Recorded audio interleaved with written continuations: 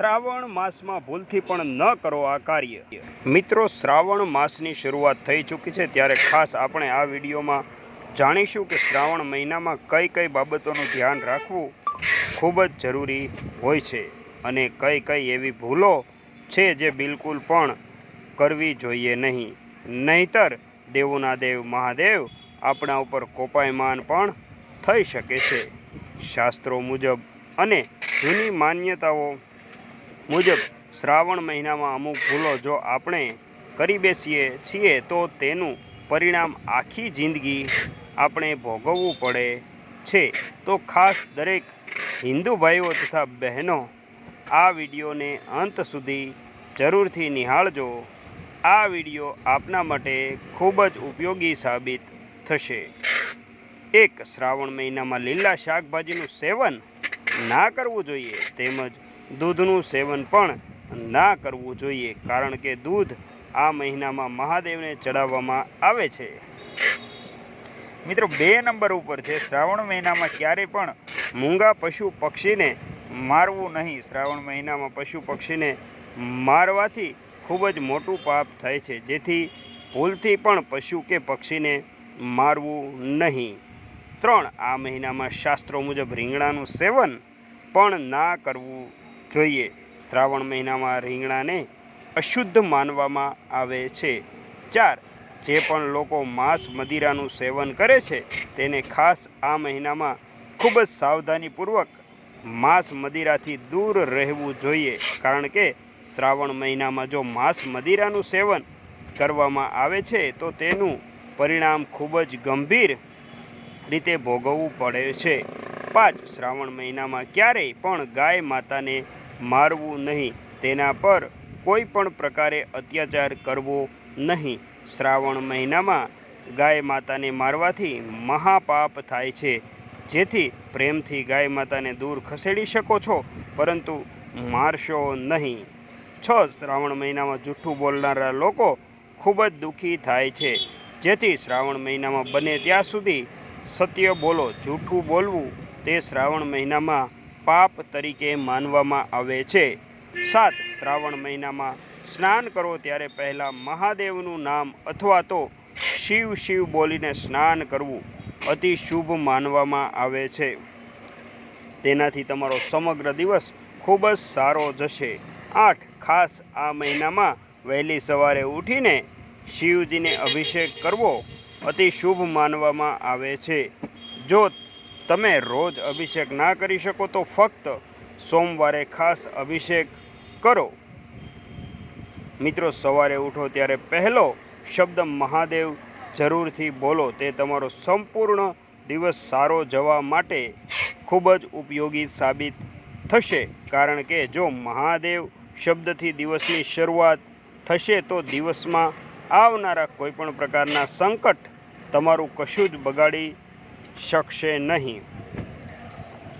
10. આ પવિત્ર માસમાં કોઈ પણ વ્યક્તિને ક્યારેય પણ અપશબ્દો કહેવા નહીં। શ્રાવણ મહિનામાં અપશબ્દો બોલવાથી ખૂબ જ મોટું પાપ થઈ શકે છે। આ મહિનામાં કીડીઓને ખોરાક આપવો ખૂબ જ શુભ માનવામાં આવે છે। જો આપ શ્રાવણ મહિનામાં કીડીઓને કોઈ પણ પ્રકારનો ખોરાક આપો છો તો તમારી કિસ્મતના દરવાજા ટૂંક સમયમાં જ ખુલવા લાગે છે, તેમજ તમને બમણો લાભ થવા લાગે છે।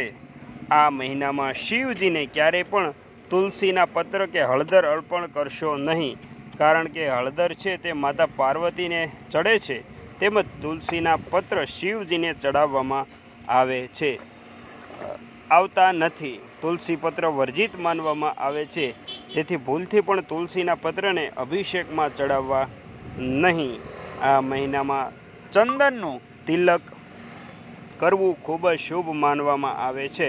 ચંદનના તિલકથી તમારા દરેક પ્રકારના કાર્યો સફળ થાય છે, તેમાં પણ ખાસ શ્રાવણ મહિનામાં કરવામાં આવતું તિલક અતિ શુભ સાબિત થાય છે। તો મિત્રો, આગળ વાત કરીએ આ પવિત્ર માસમાં ક્યારેય પણ કોઈ પણ બહેન દીકરીઓને ખરાબ નજરે નિહાળશો નહીં। આવું કરવાથી દેવોના દેવ મહાદેવ આવા લોકો પર ખૂબ જ ગંભીર રીતે ક્રોધિત થઈ શકે છે અને તેનું પરિણામ પણ ખૂબ જ ગંભીર મળી શકે છે. શ્રાવણ મહિનામાં કોઈ પણ ગરીબ વ્યક્તિને ભૂલથી પણ હેરાન કરશો નહીં અથવા તો તેને જેમ તેમ બોલશો નહીં, કારણ કે ગરીબ લોકો અને ભોળા લોકો મહાદેવના પ્રિય છે. તેથી આવા લોકોને હેરાન કરવું તે અશુભ સાબિત થઈ શકે છે. આ મહિનામાં આપણા કોઈ પણ કુટુંબીજનો સાથે દુર્વ્યવહાર કરશો નહીં, કારણ કે શ્રાવણ માસમાં જો કોઈ પણ પરિવારના વ્યક્તિ સાથે કરવામાં આવેલો દુર્વ્યવહાર ખૂબ જ ગંભીર રીતે અશુભ સાબિત થઈ શકે છે. 17. જો આપ શરીર પર રુદ્રાક્ષની માળા અથવા તો કોઈ કંઠી પહેરી રહ્યા હોય તો શ્રાવણ મહિનામાં રોજ તેની પૂજા કરો. કમસે કમ દરરોજ કંઠી કે પૂજાને તમારી સામે રાખીને સ્વચ્છ પાણી સ્નાન કરાવીને એક અગરબત્તી જરૂરથી કરો. શ્રાવણ મહિનામાં દરેક પશુ પક્ષી તથા ગાયોને ખોરાક આપો. આવું કરવાથી દેવોના દેવ મહાદેવ આપણા પર ખૂબ જ પ્રસન્ન થાય છે તેમજ તમારા દરેક પ્રકારના સંકટો દૂર કરે છે.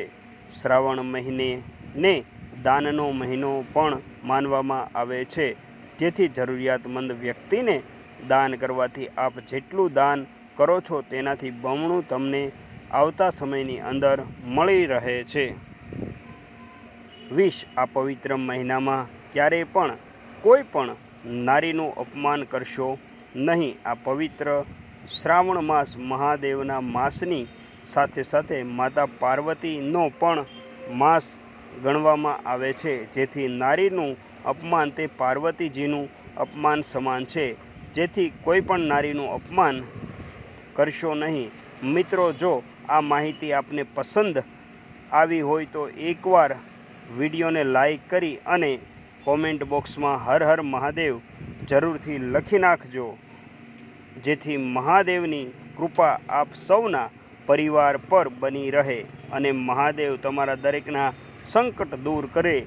અમે સાચા મનથી પ્રાર્થના કરી રહ્યા છીએ. તો મિત્રો, ખાસ આપણી આ ચેનલને સબસ્ક્રાઈબ કરવાનું પણ ભૂલશો નહીં, જેથી આવી જ માહિતી આપને સમયસર મળતી રહે. ફરીથી મળીશું મિત્રો કોઈ નવા વિડીયો સાથે. જય મા ગાત્રાળ, જય શ્રી કૃષ્ણ, હર હર મહાદેવ. મિત્રો, આ વિડીયો દરેકને શેર કરવાનું ભૂલતા નહીં અને કોમેન્ટમાં હર હર મહાદેવ લખી નાખજો.